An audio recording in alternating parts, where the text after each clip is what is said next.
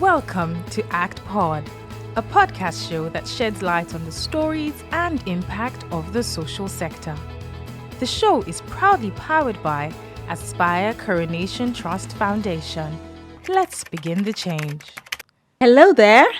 It's yet another insightful episode of our podcast show, ACTPod, our story, our continents.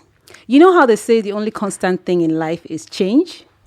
Now, look at our world. We've gone through so much change, from wars to disease outbreaks, and then a global pandemic. And through all of this, you need a critical skill, okay? And that's why today I'm going to be having a conversation with someone I say has beauty, she's got brains, she's got grit, and so much more. Please welcome Foluso Gbadamosi.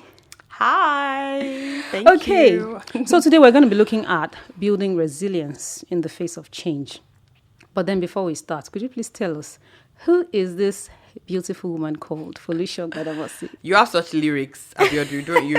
Okay, so Foluso Gbadamosi is currently the Executive Director of Junior Achievement Nigeria.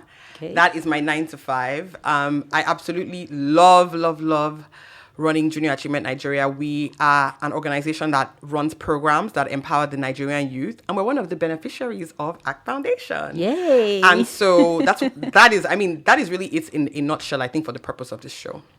Okay, all right. So you're the Executive Director of Junior Achievement Nigeria, and I assume that you have been doing a lot. Okay, maybe I should take a few steps backward. So you have gone through the private sector, even across industries, the oil and gas, tech, telecommunication, only you. Only me. And now you're in the social sector space. Can you tell us what that journey was like for you? Was it an accident that you found yourself here? Yeah. Or was it just, circumstance? That's an interesting question. So, no, so finding myself in the social sector space was certainly not an accident, but it wasn't intentional either. And I'll kind of explain why. So, I studied computer science for my first degree because, I like technology. It's my thing. And over the course of my career, even though I've worked in different industries, I've largely had technology roles. But, as I've grown and, just elevated, gotten more leadership roles as I grew. The reason why I ended up in the social sector space is because I was at a point in my career where I was looking for more.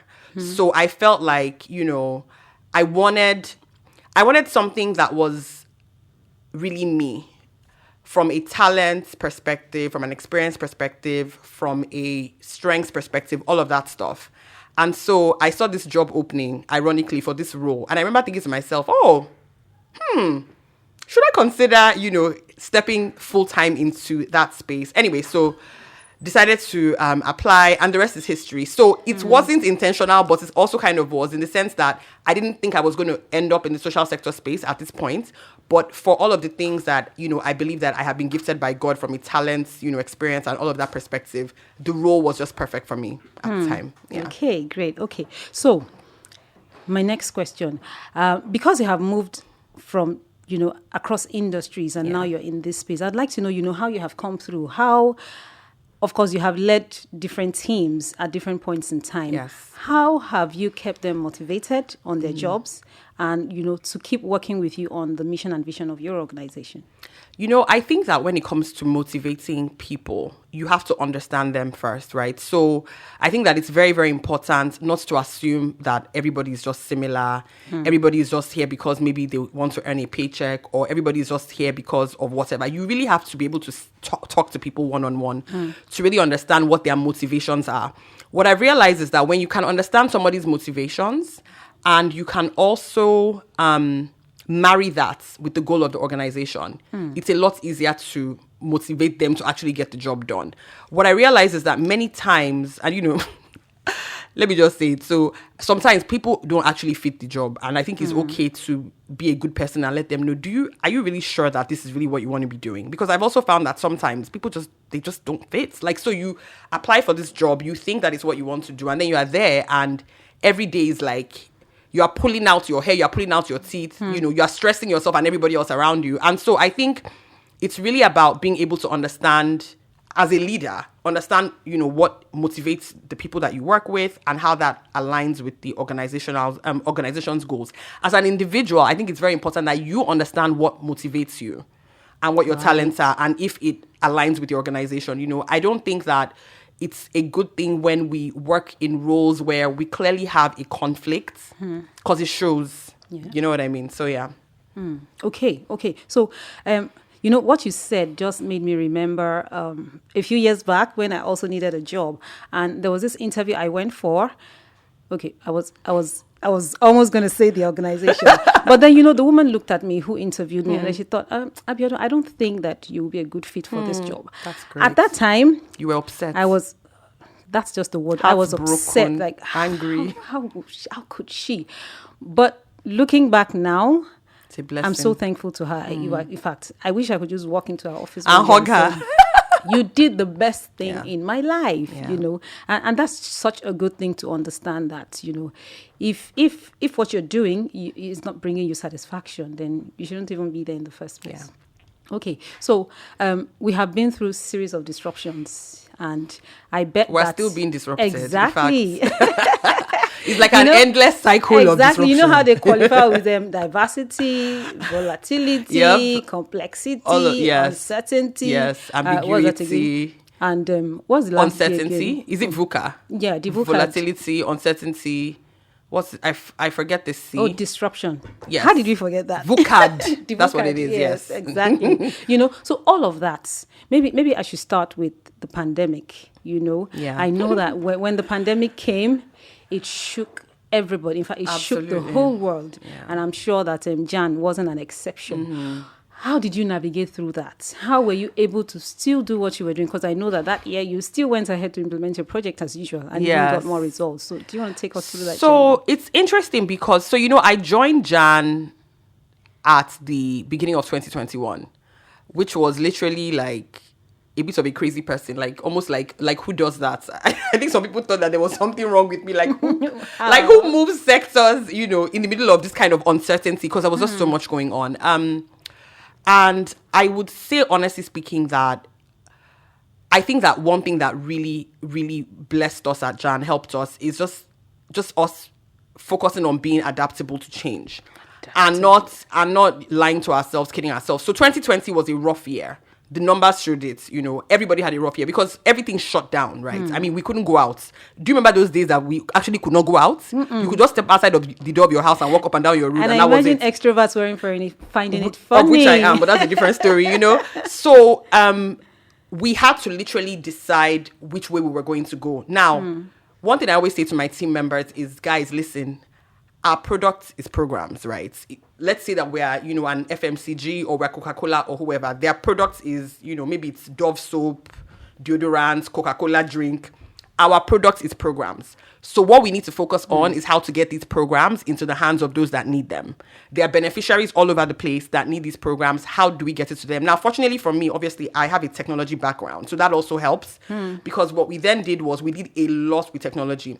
Now, prior to me joining as well, the organization was going through digital transformation, thankfully. So it made it a lot easier for me to kind of just plug in. What we really did was we leveraged technology a lot. We got very, very creative. I mean, I was still saying to someone about how you literally would find us in schools with a generator, with a projector, with a laptop, because maybe the school does not have power. But we want to be able to teach those students, some of these things. And the only way for us to do that is to literally carry a generator to their school. So what we did was we just got extremely creative, and we decided, technology reaches everybody. One thing I love about technology is that it really breaks down borders, right? Like you literally find that with technology, you are getting to places that you never even imagined that you could. So we got really, really creative. The team was and is still being stretched because it's obviously uncomfortable for many people, especially if you are not, let me say maybe a younger millennial or like a Gen Z, and maybe you weren't particularly, very tech, a very tech person. It's a bit difficult for you to really adjust to the times. But for us, what we just did was, listen, guys, our focus is our product. Our product is programs, and we have to get these programs to the hands of those that need them.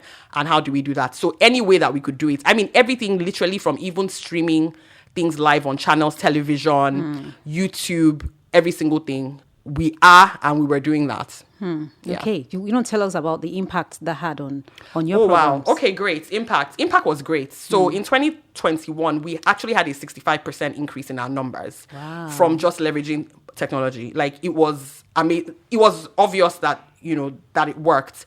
And I think even beyond that, is also awareness, right? So what I realized also is that a lot of people who maybe did not know what we were doing now got to know what we were doing and wanted to support more. Because one thing about us at Jan is that we do empower the youth, but our focus is obviously the lower income youth, because the lower income youth need us more than everybody else. And so we did get a lot more people just being aware of the work that we do, because we were then more visible online.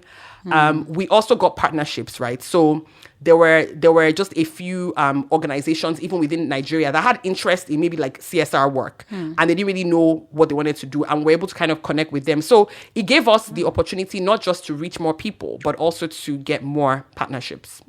Okay, so while some people were crying, that they were going to shut down during the lockdown, you even got better with just, by being creative and by leveraging technology. Absolutely. So I'm back to you now. I wanted to ask, how did all of this impact you as a person? However you want to place it, maybe as a wife, as a mother, as a team lead. How did it impact you as a person? Which one now? COVID? The change, yes. All of the changes. Let me tell you, Bibi Abiodun, I think that I'm still being impacted on a daily basis. In fact, I was saying to myself a few days ago, because children are starting school next week, that this is one of those times in life where you just have to constantly be on a cycle of unlearning, relearning, and learning. Like you literally cannot say that you know everything, or this is how it's going to work. Like when it comes to like life, like leading people at work, being a wife, a mother, every single thing, literally I'm on that cycle, like round and round and round every single day, because everything just keeps changing. Even like with school, with children, I mean, because of the pandemic, like so many things changed. For instance, my younger daughter finished nursery school in the lockdown and started primary school in the lockdown. And what I realized from that, and not just her, so a lot of the children that started like new schools during the lockdown, I noticed that it's different for them, because a lot of them started school online, which is quite different, especially if you are young, in person. So that also brought about a bunch of challenges that even the schools are trying to figure out. So the point here is that everybody's trying to figure things out. But I think that if we just realize that the only time that you should ever stop learning is when you're dead. That's the truth. Right. That's the only time, because the world just keeps changing. And it keeps changing in good and bad ways, right? So from every bad thing that happens, you can actually find the good in it. I mean, there's a lot of terrible things that happened with the pandemic, and we don't want to talk about that. But there's also a lot of things that it brought that kind of gave us a fresh new perspective on how to do things, how to explore things, and how to help and reach more people. So like, for instance, for us at Jan, we're actually reaching more people. We're reaching more beneficiaries. So for me, the answer there is relearning, unlearning, learning over and over and over and over and over again. Wow, this is awesome. So I would like to know if you have maybe one or two particular success stories amongst the beneficiaries that you would like to share with us. Wow, I have so many success stories. Which one should I share? Okay, so I would share from last week, right? So last week we had our venture and management program, which is a program that we run in partnership with Lagos Business School. It's in its 22nd year. It's a fantastic program, has amazing alumni, many of which are actually running a lot of the social sector organizations within Nigeria and other organizations as well. We had 951 applicants, and we only took 100. It was funded by Parthian Partners, GB Foods, and MasterCard. The whole of last week for me was just like, I felt like, when you just feel like things have just connected, and you almost cannot articulate like your feelings because you're just so overwhelmed. Meeting with the participants, because they were at Lagos Business School all week. So we housed 50 of them. So it was 50 in person and 50 virtual. Actually, normally that program is just 50 people. But because of the pandemic and everything that happened, we decided to make it a hybrid program so that we can have a bit more people. So we got 100 people. So 50 online and 50 in person. Met a guy whose name is Christian Agu. Christian finished secondary school and did not have enough money for university because his father had gotten into an accident and the fortunes of his family kind of turned. And so him and his sisters could not go to school. He said he worked for 2 years, washing cars, teaching primary school students to save enough money, went to Federal Futo Owerri, which I think is Federal University of Technology in Owerri, yes. Graduated with a very high 2-1, almost a first class, but long story. And, you know, when he was telling us his story, he was telling us his motivations. And this just goes back to that point about what you're motivated by. And he said, you know, first of all, like, he's just overwhelmed by even being at Lagos Business School because he's never experienced anything like this before. You know, just being, you know, being like the whole program, you know, he was selected, he was put in a hotel, everything was funded. And just to see that people are actually still interested in benefiting other people's lives, you know, outside of what we see or we hear of Nigeria every day, you know, because there's a way that the narrative can make it seem so bad, you know. I was just telling us about how he's motivated by his family. You know, he's all about helping his family get out of, you know, their situation and all of his plans. And, you know, myself, some of the professors from Lagos Business School, we're all just staring at the guy because he was so inspiring, you know, even to us. We're just like, wow, like you did all that. And he achieved so much while he was at university, you know, started a TEDx on campus, started an organization, started doing food drives to feed people, you know, just all these things. And so I think for me, the beauty of those kinds of stories is that we are able to reach people who otherwise would not have access to these kinds of things. And, you know, I always say, you know, I love to connect people to purpose through programs. And that's exactly what it is. You know, you're connecting people to purpose in different ways because that exposure, you know, sometimes school is beyond just the school. It's even the exposure. It's the people that you get to meet, you know, it's the connections. And so I think for me, you know, just because it just happened, that is a very, very recent success story. And, you know, just to see how, even after the program, all of them from the program, I mean, they've all been so amazing. They've been sending me messages. They want to volunteer. Some of them even apply to come and work with us because they love what we do. So to also continue to remind young people that, I know there are many negative things about Nigeria. You know, the narrative is horrible. Elections are coming. It's stressing everybody out. But there's a lot of good. And how, if we all just play our parts and focus on our part of the good, we can achieve so much. So let's stop being fixated on all the bad things that we see. Let's kind of just take our place. You know, so even them seeing that people are funding these things. Organizations are, you know, they're just funding for you guys to come and have these kinds of programs. So yeah, I think for me, that was really amazing. And let me add this as well. One of our funders is actually an alumni of the program. The guy that runs GB Foods in Nigeria, yes. And so once again, for the class, it was like, wow, you know, this is really full circle. I mean, he was in the VIM class 16 years ago. Now he's funding, you know, this time. So for them, it was like, wow, we can also be funders, you know. And so I think it's just that whole full circle, the full circleness of the story and the beauty of letting people understand that we can actually make a difference if we just play our part. Yeah. Great. This is so great. I wish Christian Agu would be listening to this now. You're hyping him. Yes, so I'm hyping Christian. Okay. Yeah, so two things, or maybe one major thing that I've taken out of this conversation is the fact that to build resilience, you know, in the face of change, you can't leave out creativity. Absolutely. You know, especially now with the way that you have used technology. Are there other practical steps, you know, that you have that people can take to build resilience, you know, in the times that we're in? Yeah.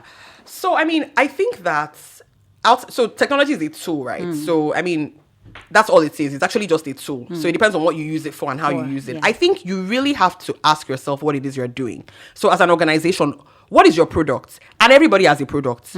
Even if I mean, we all have a product.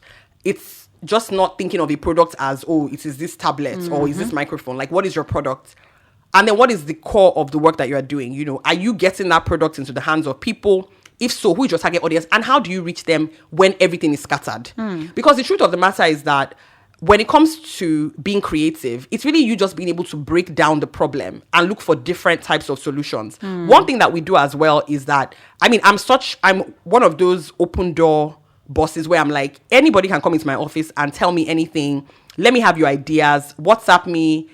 send me an email, because I also realize that a lot of times the ideas and the creativity comes from everybody.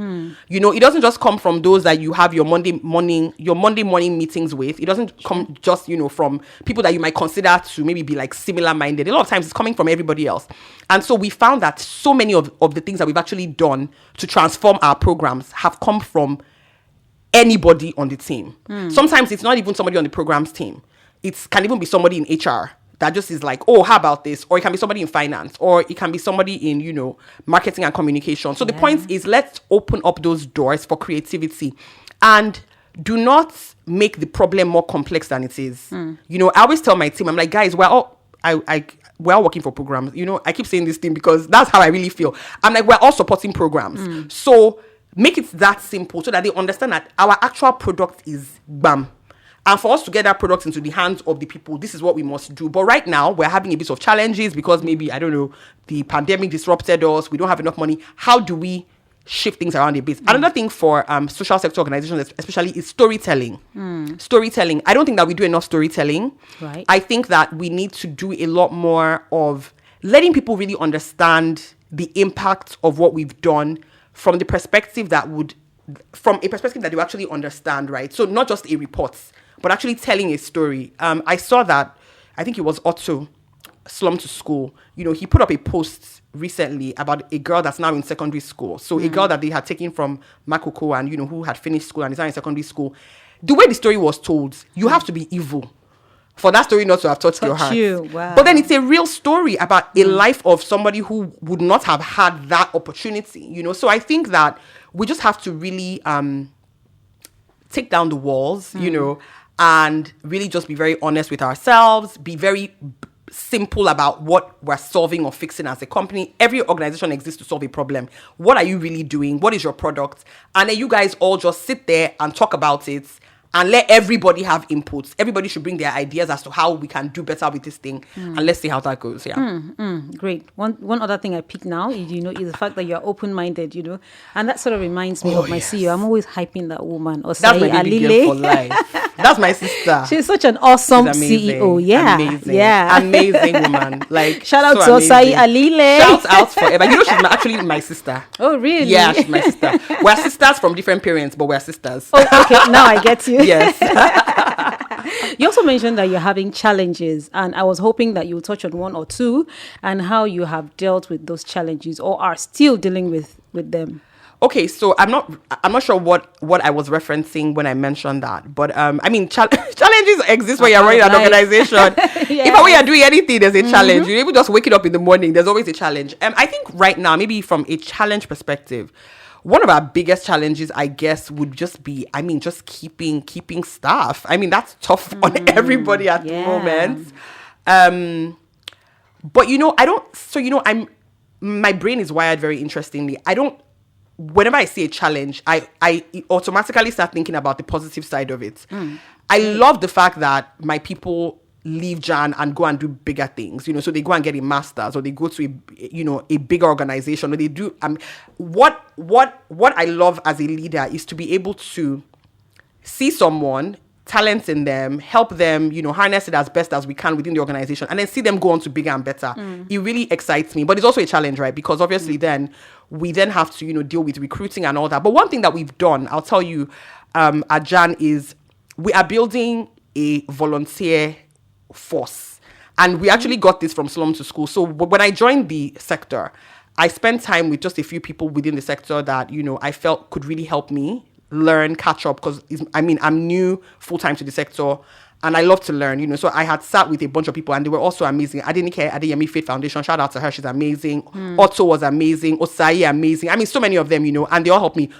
Molade Adeniyi as well of Wave.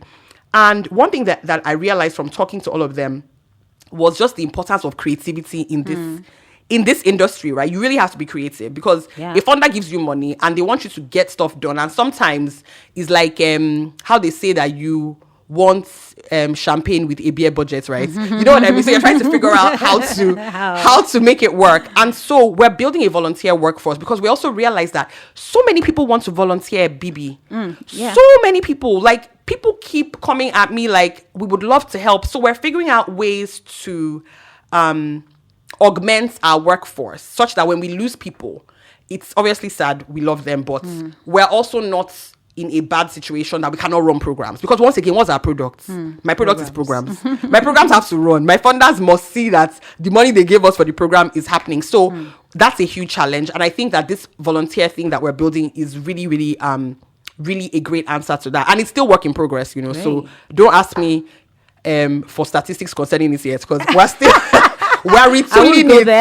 We're fine-tuning it. Okay, I guess we're rounding up now. I'm so enjoying this conversation. I don't want to stop. Same here. So ACT Foundation has been partnering with you for how long now? Oh dear. So I think it has been a few years. I'm not sure the exact number because it was before I joined, but it's been a few years. And let me tell you, ACT Foundation has helped us expand to about, I think, 8 additional cities. Great. Yes. And we have reached, I believe what I was told was about 4,000 more beneficiaries because of the ACT Foundation grants, which is amazing for us because the program that ACT Foundation supports is our company program.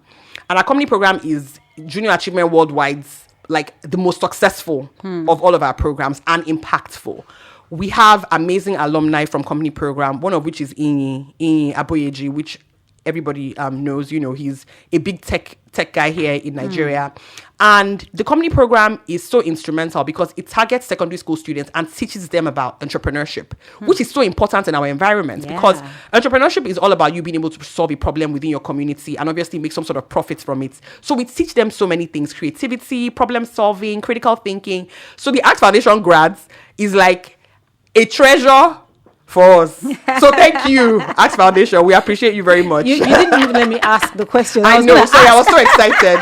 I have to talk about it. And we are so glad that, you know, partnering with you is actually going this way. So it's because of partners like you that we are also able to reach those people. Imagine that we don't implement directly. It is through, you know, partners like you that we're able to reach those people. And at the end of the day, you know, somehow we get the credits. Yes. And it's wonderful.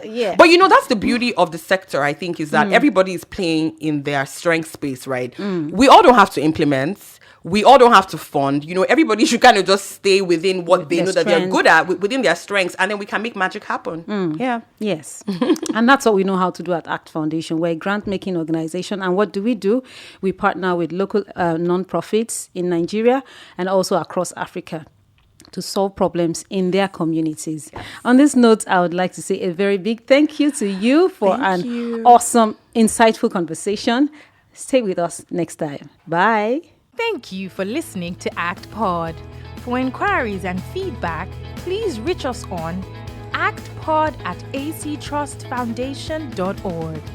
Follow us on social media at ACTFoundation_ on Instagram and Twitter, and Aspire Coronation Trust Foundation on Facebook. The show is proudly powered by Aspire Coronation Trust Foundation. ACTPod, our story, our continent.